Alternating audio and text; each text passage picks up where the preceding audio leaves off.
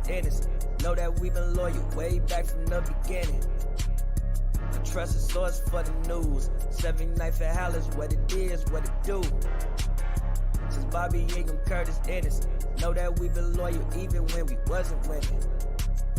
A trusted source for the news. 79th and Halas in your ears, you. Since Bobby Ingram, Curtis Ennis. Know that we've been loyal.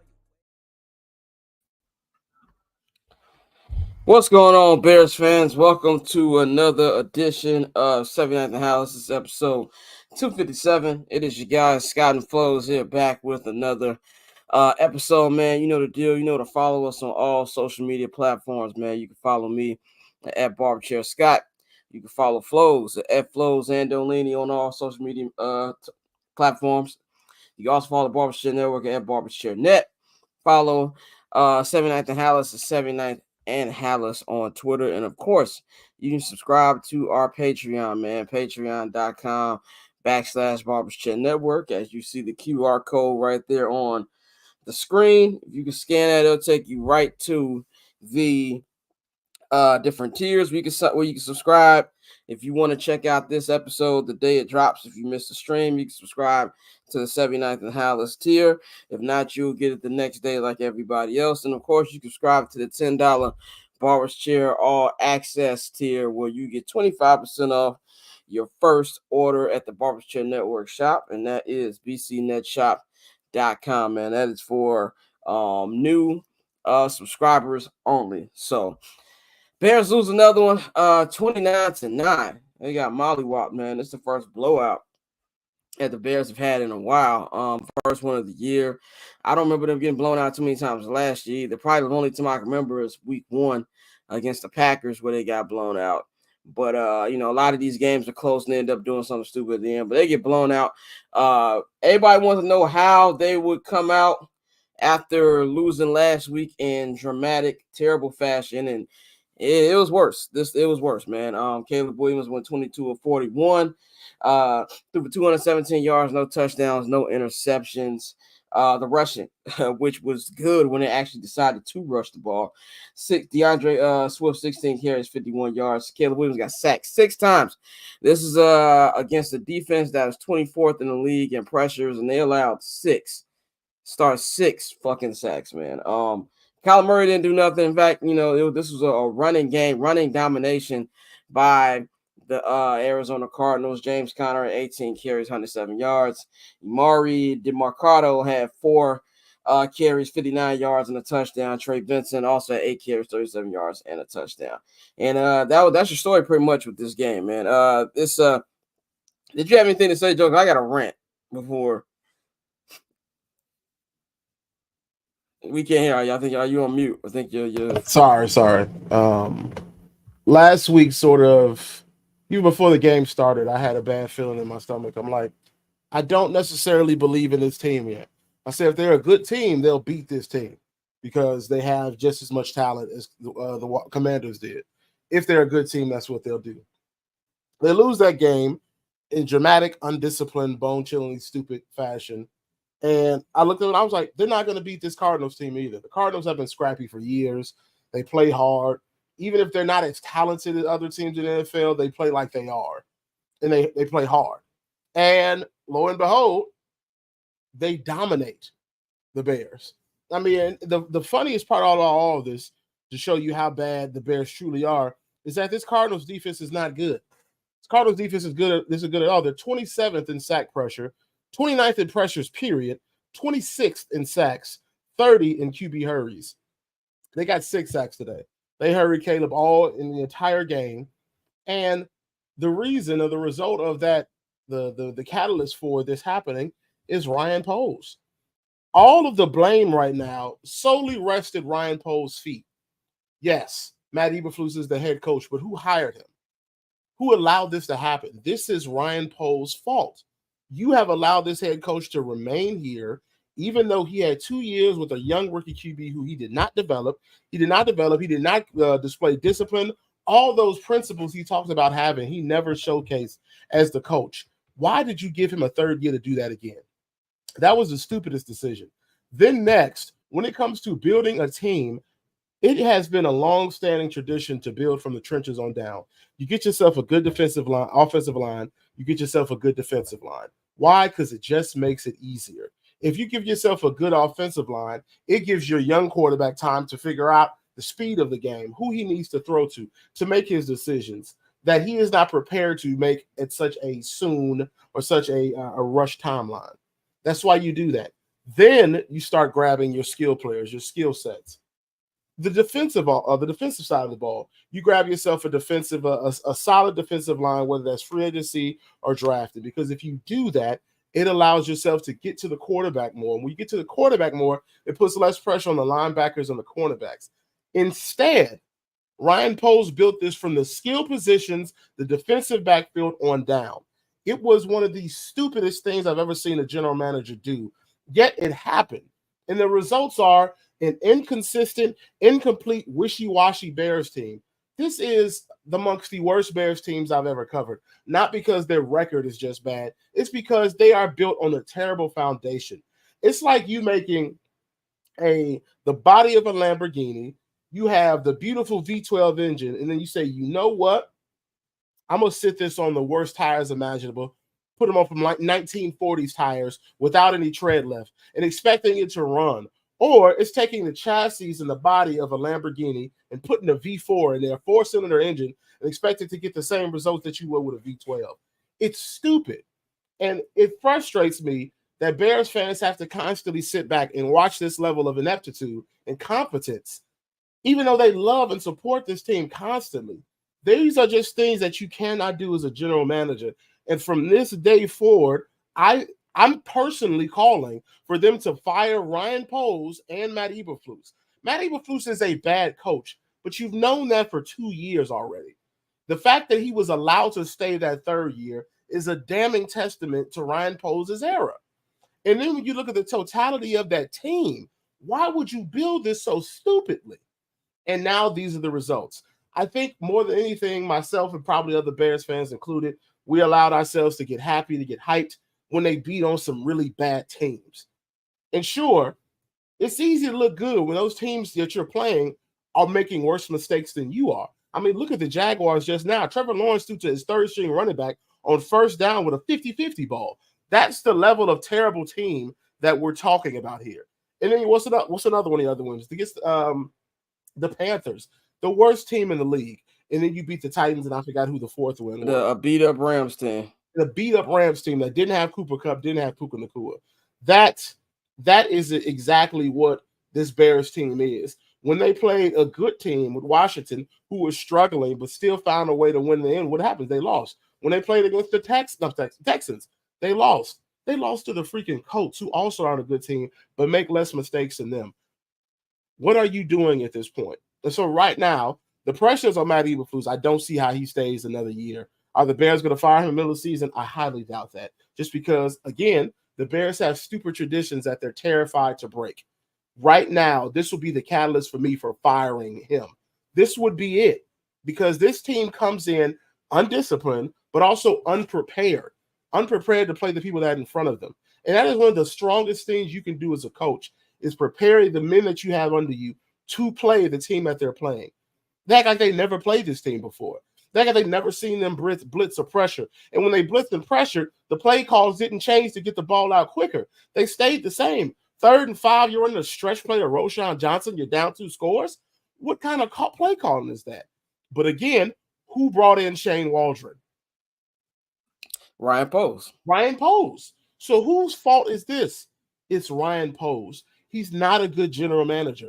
Sure, he has some nice few star players here and there, solid players who came out here, but what has he done with it? The record of Matt Eberflus is also on Ryan Poles. I'm so tired of us talking about the small things that they do and then amplifying them bigger than they are. He has not put together a good team. And I don't have to talk about Matt Eberflus because we know he's a bad coach. We know he is. But the question is, why are we giving Ryan Poles another chance to fail again? At this point, if I'm Kevin Warren, if he has the free reign that I believe he does, you need to wipe the slate clean. And unlike other years with the Bears, you have a lot of good skill players to work with. You have a lot of good defensive players to work with. But now you need to take some of that value that you have, perhaps shed it in order to get more back so you can start rebuilding those lines. Because right now, you have a whole bunch of Cadillacs on the outside with engines from 30 years ago, and it just doesn't work. You have to make sure that you're building with a strong foundation. And the Bears' foundation is terrible. It's led by an inept coach who will never take responsibility for the terrible things that he does. And Bears fans should not have to sit through this. They work too hard. They pay too much money. They spend too much time dealing with Just it. look at the crowd in Arizona. That was a home game. They spend too much time dealing with this. But again, this is why I never got my hopes up in the first place in the entirety of this season. I said it's great. I still believe in Caleb. My quick thing about Caleb, I saw somebody say, I'm so disappointed in this year. Disappointed in what? What are you disappointed in? He's having a good rookie season. Yeah. You expect any player who's not named Tom Brady Jr., Tom Brady, to overcome bad coaching. I don't know what you think is going to happen. You are an idiot. What needs to happen right now is that he needs to be given coaches who trust him, who believe in him, but also are going to slowly bring him into the game. That's what's happening with Jayden Daniels in Washington. And look at the success that he's having. Caleb Williams is not getting that. He's getting thrown into the fire, and he's not giving a helping hand. And it's going to end up bad. And one of the stupidest decisions, you're down 2 scores. It's 2 minutes left. You're not going to win. Put in Tyson Bagent. Let Bagent play the rest of these games. Caleb Williams walks off at the end of the game with a limp. This is stupid. And it's so easy to not do. It rests in the fact that you hired an inept coach, but you allowed him to stay another year. And that falls at Ryan Poe's feet. He needs to be moved on. But that's what a smart team would do. First of all, you said a lot of great stuff. We haven't got a great flows rant in a minute. Shout out to everybody watching in the chat. We got almost 600 people watching. This first time we've done a Sunday pod in a while. We have been on a mini vacation from covering the team, just because of travel and things like that. We'll be back next week at Soldier Field. We're doing the remainder of the next 9 games. So, but you have to nail a lot of stuff. I wouldn't fire Ryan Poles. If Ted Talk Kevo decided that he wanted to make that move, I would not be upset whatsoever. To me, it would be bold. It would be we ain't taking no more bullshit, and it would be everything opposite of what this franchise is. So if he actually decided to do that, I would be 100% down with it, even though I personally wouldn't do that. I think that for as many faults as Ryan Poles has made, I think he's made just as many good decisions, and I believe where are the good decisions? Trading for Caleb Williams, trading for DJ Moore, being able to get what has that led to? No, I'm not saying what has it led to. I'm saying he still made some good moves. We can't just wipe away all to something good though, unless they're just moves. I'm just saying you can't wipe away the good just because he did some bad stuff as well. And that's not me giving him a pass. I'm just saying he hasn't been a bad general manager. He has been a up and down general manager for sure. I think the thing that's gonna give him an out regardless, and if I was in a room with Ryan Poles, if I'm Kevin Warren, the first thing he's gonna say is I didn't really hire Matt Eberflus. Me and you have never bought he had a hand in hiring Matt Eberflus from the jump. Neither one of us believed that one. You were at the press conference when he got hired. He literally got hired 2 days before they hired Matt Eberflus. So where was he in the entire interview process? That's why I don't buy he had anything to do with that. Now, from everything we've heard, George McCaskey has given full autonomy to Kevin Warren to do whatever he wants. So for those of you who think that George McCaskey is pulling the strings, he just signs the checks. Now, we can 100% tell you that this is all on Ryan Poles and Kevin Warren. So yeah, me personally, I would not fire Ryan Poles. I think he deserves an opportunity to fix the messes he's got. And like I said, I'm not giving him a pass for the stuff he's done because everybody with a brain. So I've never seen a rebuild in my entire life. We're gonna start with a new quarterback. We're gonna keep the same coach that had a hand in ruining the past quarterback we had. And this is something that we've said on this podcast time and time again. Yes, Justin Fields is just not, in my opinion, a starting quarterback in the NFL. I just don't think he is. We've seen that even in Pittsburgh. But they did not help him whatsoever. And you're doing the same thing here. Ryan Poles, this is a moment of truth for you. I don't want to hear that, we don't fire coaches in the middle of the year thing. You got to fire them. You have 9 more weeks. He has clearly lost the locker room. This looks very much like Mark Trestman days. This looks like the team quit on Trestman, and then Brandon Marshall left from his house and went all the way to ESPN Radio Chicago and aired out Jay Cutler on the radio. This sounds like him and Martellus Bennett get into a fight, and Martellus told Brandon Marshall, hey, Brandon, 6-time Pro Bowlers get knocked out too. It sounds like that era of incompetence. And this is something you got nip in the bud. You got 9 more games. This is no longer about the playoffs. They're not making the playoffs. Even if they found a way to end this season strong, you done lost a tiebreaker to the Commanders. If the Commanders don't win the division, and they're still favored to not win the division, the Eagles still the favorite to win the division. The Eagles are only 1 game behind them, and they still got 2 games to play against them. So let's just say the Eagles do come back and win that division. The Commanders got the tie over you. Now you got the tiebreaker. Now you got Arizona has got a tiebreaker over you. You're going to be battling with the 2 other teams in your division for those wild card spots as well. And that's not even including the other 2 NFC games you got against the Niners and the Seahawks. With everything that we've seen, both of those are going to be L's. So the playoffs are done. Just to get through this season with some type of self-respect, you got to fire him. He's got to go. Now, is he going to get fired? Absolutely not. There's 0 part of me think he's going to get fired. He's going to go up there. I don't know what he's saying in the post game right now, but I'm pretty sure it's the same crap he always says. We got to work together. We got to find out what the problem is. They keep hiring these JV style coaches. You know what I'm saying? And I've said on this podcast, I'm not going to hold you countless times over and over again. As much as a difficult time as this franchise, in their 105-year existence, has had trouble finding a franchise quarterback, they had just a harder time as finding a good head coach. There's no reason that you got a 105-year history, and you've had 3 good head coaches. One was George Halas, and let's be 100% real, most of those wins came when black people couldn't vote. You had Mike Ditka, who in my opinion is the best coach in Bears history, because that was modern era, and that was 1980s. And also, you won a Super Bowl, you won 5 division titles that year, you made 2 NFC championships. He's the best coach in Bears history. Not even remotely close. Who's better coach now? George Halas. What do you mean? Okay, if I don't care about them old days, but if you want to say it don't matter if you don't care. He is leaps and bounds better because he won more. He won in the non-Super Bowl era. That's fine. He won more. It's in the like non-Super Bowl era. Why would it's people are going to discredit Magic Johnson, Michael Jordan later by this same thing? Well, you didn't play in the 2050 era. It doesn't matter. He won. George Halas is undoubtedly the best coach the Bears have ever had. It doesn't matter if he played in an era where the forward pass wasn't popular or running backs weren't. It don't matter. He is the best coach. I'm happy for Ditka. He was great. 5 division titles, it's cool Super Bowl, but that is just nowhere near what George Halas has done. It's not even close. I'm giving it to Ditka. Harder era. Won a Super harder Bowl. Based on what? Because there was a Super Bowl era. It's harder era. They weren't wearing metal. What do you mean based on what? It was harder competition in that era. Based on what? What do we? You see, the problem is when we start comparing eras, there is no actual transcendent standard. No, there's no actual. There's no actual it's just numbers to compare that in it. Well, my opinion is that he's a better coach because I believe he played in a better era. Won a Super Bowl, went to 2 or 3 in a modern era, but it doesn't make it better. And to me, the modern era is better than the ones we had before. So won a Super Bowl, won the 3 NFC championship games, won 5 NFC Central Division crowns. I'm giving to him. Lovie Smith was really, really good. I'm not one of them Bears fans who think that they made the wrong move firing Lovie. Lovie should have been fired.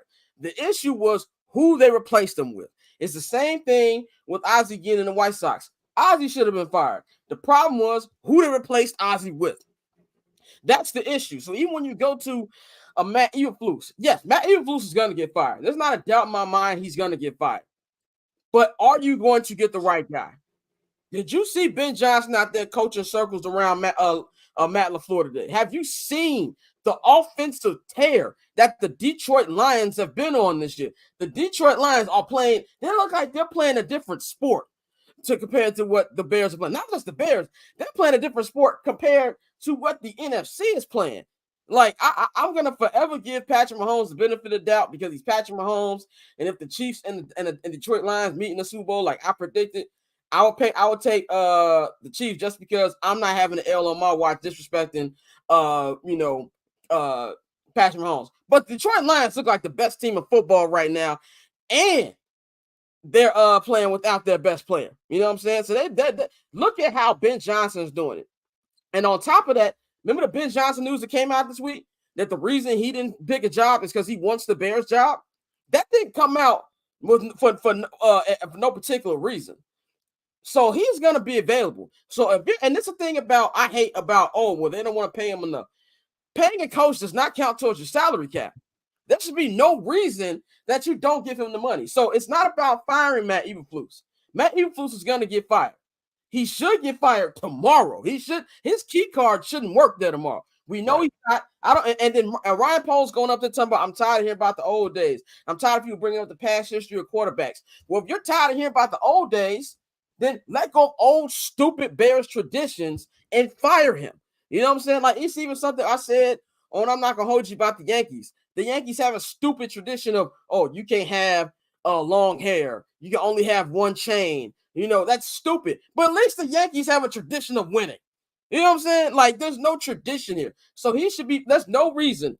Last week, we had Jalen Johnson calling out Matt Eberflus. Kevin Byard calling out Matt Eberflus on the Zoom call that they had. I'm very interested to see what tomorrow's Zoom call is going to be like. You had the team calling out Tyreek Stevenson. And then you have all this, and you have 9 more weeks left. I don't care who you decide to make interim coach. I'll probably make it Hightower or Eric Washington because at least we know the locker room respects them. They don't respect Shane Waldron.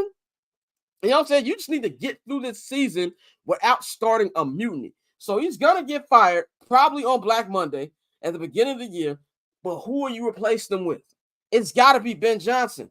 Give him what you want. Ben Johnson would love to come here. We already heard it. It's Chicago. He has a quarterback. He would love to come here. You know what I'm saying? Pay him whatever he wants. Don't do Pete Bears. You know what would be Pete Bears? If they say, we messed up with Cliff Kingsbury, let's make him head coach. That would be Pete Bears. Or let's go get Mike Vrabel and go get a good offensive coordinator. You can't find a good offensive coordinator. So why are we still getting these defensive-minded coaches? Go out there and get your guy. And like you said, Flo's if I hit one more idiot talking about Caleb Williams, I'm going to lose it. And that's not me giving the kid a pass. He played terrible for 3 quarters last week. I think he played bad today. He had a couple moments, but he played bad today. There's no way we're going to sugarcoat it. Like you said, and like what Bang said, I'm not going to hold you. He shouldn't have to outplay bad coaching. I know it looks cool that he's audibling and it looks real Peyton Manning and Tom Brady. Like, I look at that as a problem because the plays coming through his headset are stupid. You shouldn't have to audible every other play. And then you have him to have your franchise quarterback on the field when you're down 3 scores in a game that doesn't matter anymore is the most asinine thing you can ever do. If the Cardinals got Kyler Murray out and they won the game, why do you got him out? And Caleb was holding his leg. We don't know what the status is on that. We'll find out. If he misses games, that's even more on the head coach. And if you can say, look, Luke Getsy was terrible, but at least Luke Getsy knew how to use DJ Moore. I've never seen a wide receiver who had his best numbers last year with Justin Fields, who was so-so, be neutered the way he is. You got one of the best tight ends in football, and he had 0 targets? That doesn't make any sense to me. Make it make sense to me. DeAndre Swift has been really good since the start of that season, since his rough start. He dominated last week, and he was good today when they gave him the ball. It's like DeAndre Swift will have a good player too, and they say, hey, let's go back to throwing out the shotgun. It doesn't make any sense. It just doesn't make any sense. And for the fan base, I feel bad for the fan base because it's a loyal fan base. We might fight all the time. But that's because we want to see this sorry team win. And we're going through this every year. We've been doing this podcast for 10 seasons. We've had one season that was fun. That was 2018. And guess what? That was 6 years ago.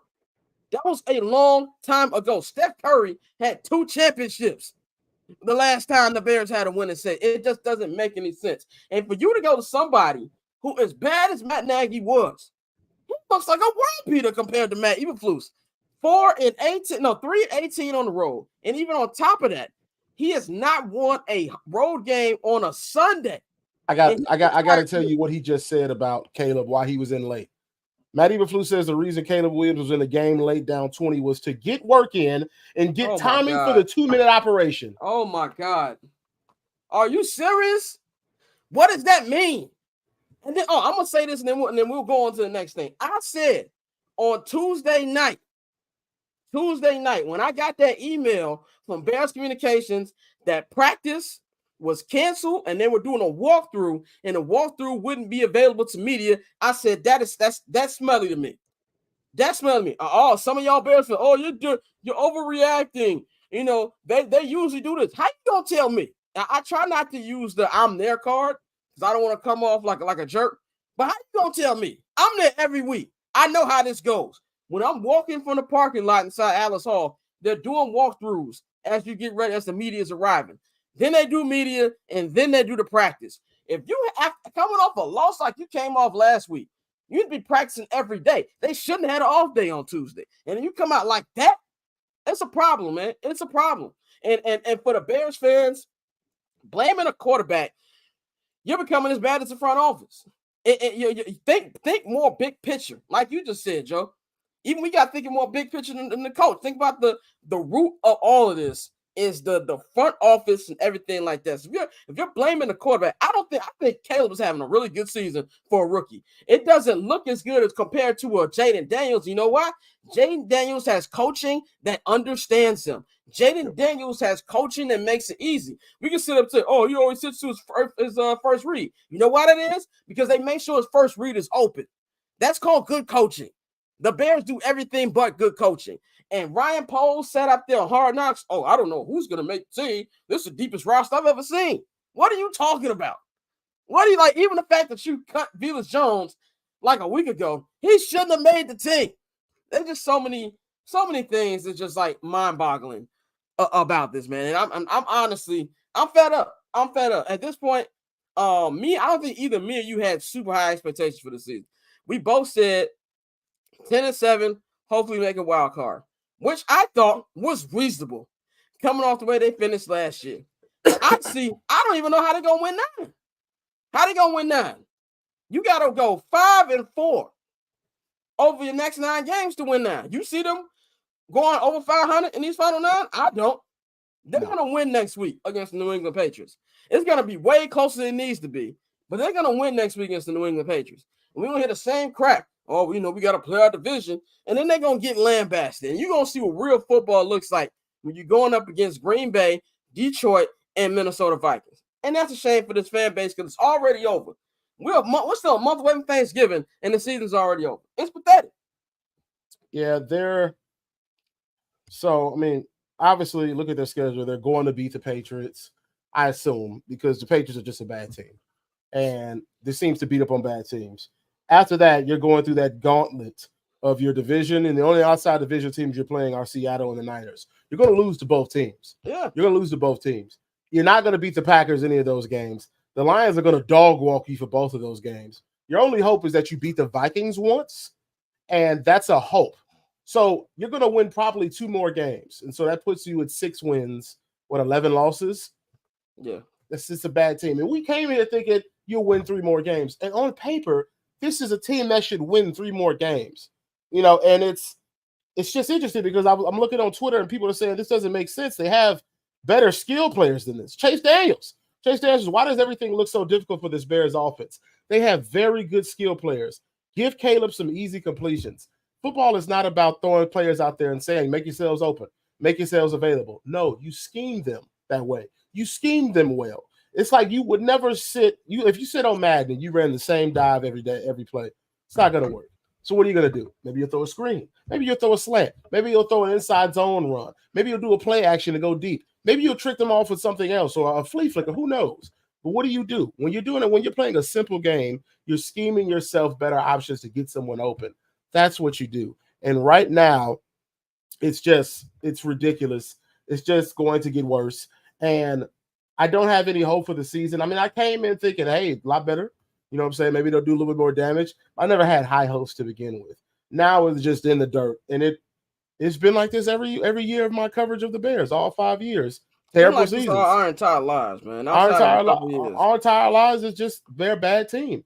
And their coverages, it's not, I don't get to enjoy it. I have to go back to work. We're back at Halas Hall working, back in Soldier Field working. That's nothing more than what it is. And I think that's the annoying part because, this job, it's a great job, but it's like I thought I was gonna have fun this season.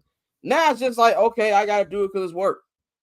Like, you know what I'm saying? Like it's annoying, bro. And it's I didn't get angry today. Like I didn't react to any of the good plays, the few good plays that there were. And I didn't overreact to any of the bad ones because it is what it is, bro. It is what it is. It's the same thing. Like, how many times were you gonna consistently go through this? Even if you look at basketball, the Knicks finally got together. You know what I'm saying? Like, what are we doing when they can't get it together? And it just like Joseph said in the chat, you got out coached by Jonathan Gannon. Yeah. Jonathan Gannon.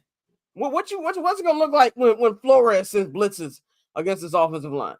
And now we gotta look back, at Darnell Wright. Darnell Wright is having a terrible season. He's having a sophomore slump of epic proportions. Everywhere you look, Tevin Jenkins is getting hurt. He's not coming back next week.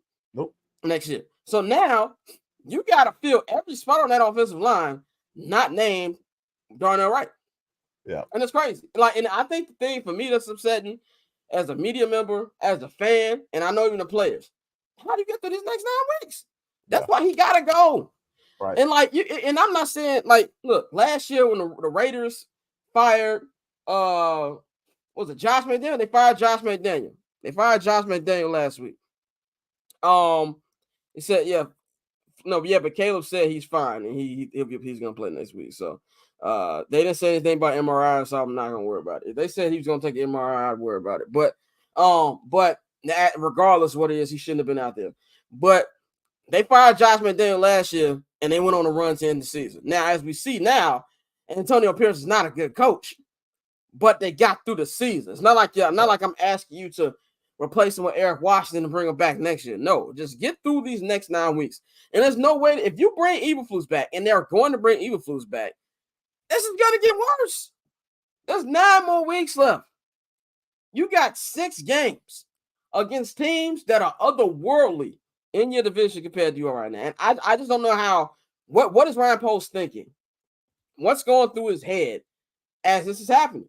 You know what I'm saying? When there comes a time in a rebuild where you got to make the turn. And the turn Detroit Lions made was 2 years ago when they knocked the Packers out the playoffs and sent Aaron Rodgers packing to New York. That's when they turned it, right? They had a great year last year, and they should have went to the Super Bowl. And if Dan Campbell didn't tweet, they should go to the Super Bowl. But you know what Dan Campbell did? He stood down on it. His players had his back, and now this year, they're looking better than they did last year, and their best players hurt. That's called good coaching, bro. Like Jared Goff. Ben Johnson saved Jared Goff. If Sean McVay, who's probably the best offensive mind in football right now, says, I can't do nothing with this nigga, and you save him, look, that's somebody who I would want on my team. And if I'm out of words, bro. I don't even know what to say anymore. I don't know what to say more. It pisses me off. It pisses me off because I hate incompetence. And I'm seeing the joy that Detroit Lions fans are. This is the Detroit Lions we're talking about. And then if you look at the Commanders, remember doing a draft thing, and everybody's like, why would Kelly want to go to Commanders? They're a mess. They look miles ahead of the Bears right now. Oh yeah, miles ahead of the Bears. And like the Bears had like a 1 minute head start in a race, and they got caught up and now they're getting burned. They're 7-2, bro. Commanders ain't been 7-2 since 1996. 7-2 and having fun because they got good coaching. By the way, because the head coach is Dan Quinn. Oh, who did they take over Dan Quinn? Oh, Matt Eberflus. Dan Quinn told Cap, I wanted to be the Bears coach. And then they interviewed him, and then he left. And Cap said he asked him, "You leave?" He said, "Yeah, I'm not that cup of tea." A dude that took us to the Super Bowl. Now, granted, they blew the biggest loss in NFL history. Even though I blame Kyle Shanahan more than I blame Dan Quinn. But got them to the Super Bowl, and the Bears like, we're good. And they did this before when they could have hired Bruce Arians, who won a Super Bowl and also took that Arizona Cardinal team in multiple playoffs. They say, you know what? We'll take the dude from the Canadian League who's never coached before. This is typical Bear stuff. And it's going to continue to be like this until the foundational thing is changed. And I don't think it's going to happen. Bears fans, they're just going to be frustrated. It's going to be a long 9 weeks because they're not going to take any accountability for their actions. Both of their key cards are still going to be working in the morning, and it's going to be the same thing. It just is what it is, man. Is anything? What else should we talk about, man? We've been on here about 35 minutes. There's nothing about the game that we need to talk about. The game was the game, bro. Like everybody, both of us picked them losing. And I didn't think it was gonna be a blowout, but I'm not surprised either. I don't want to hear any complaints about the defense, man. Look, dog, defense missing like 4 players, and we all said at the beginning of the year, even if the defense wasn't missing playoffs, the defense has been really, really good this year. They allowed a bad game.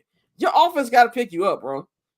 And after a while, it's like Shane Waldron decides, I'm going to take one Bears receiver and I'm going to keep throwing to that nigga for one game instead of spreading the ball. You got DJ Moore and use him as a screen merchant. Stop trying to do the get up and get it plays to talk to Keenan Allen. He's old. He can't do that anymore. And I just can't get over the Cole Kmet thing. It's crazy to me. It's like you watch any football. You can watch some of the worst teams in the league, and it looks like a different sport. It's insane. I have nothing really more to say on the topic. They're a bad team. They're poorly coached. And because they're poorly coached, the players don't truly play as if they care about the game of football. It looked like they gave up quite a few plays while they were playing. The enthusiasm, the motivation, the know-how just did not look good. The only player on the field who looked good was Torrey Taylor. So, and when your punter's looking great, that means that you're not doing good well on offense. And that's also funny that Caleb told him he wasn't going to be punting this year, and that's all that nigga's right. doing. So I have nothing more to say on the topic. It is what it is. They lost. They're terrible. Nothing changes until they move on from him. When they move on from him, I'll have more to talk about. Which means we'll have more to talk about when the regular season ends. You know what I'm saying? So, but I'll have more, and I'm not going to hold you tomorrow. We'll have a lot more. I'm not going to hold you tomorrow. I'll talk with a non-emotional mind. I just can't believe the stupid shit. They're going to Steve talk about Dexter as well. You just don't like Gervon Dexter because he's not a bad player. He's cool for depth. He's fine. He would work well. He's not a starting DT, but he would work well against the player who's better. Which is another problem. Pay a fucking DT. Yeah. Stop it. We're gonna build through the draft. Whatever, man. I'm sorry to be with you. Fire that nigga, man. I don't care. Fire everybody. But anyway, that's all we got for y'all. 38 minutes of rent. We ain't done the best part of Bears season is draft season, and that's fucked up.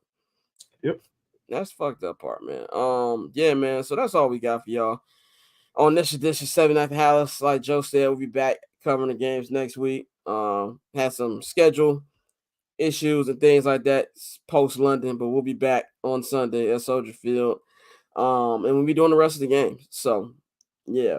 I was looking forward to it first, but now I am not. But that's all we got for y'all. Y'all know to follow us on all social media platforms, man. Subscribe to the Patreon. Patreon.com/Barbers Chat Network. Y'all know the deal. If you subscribe to 79th and Halas tier, then you're going to be able to watch and listen to this tonight. If you missed the stream, then you don't subscribe, you'll hear it tomorrow. But that's all we got for y'all. We up out of here. Since Bobby Yagam, Curtis Ennis, know that we've been loyal way back from the beginning. A trusted source for the news. 79th and Halas, what it is, what it do. Since Bobby Yagam, Curtis Ennis, know that we've been loyal even when we wasn't winning. A trusted source for the news. 79th and Halas in your ears, you.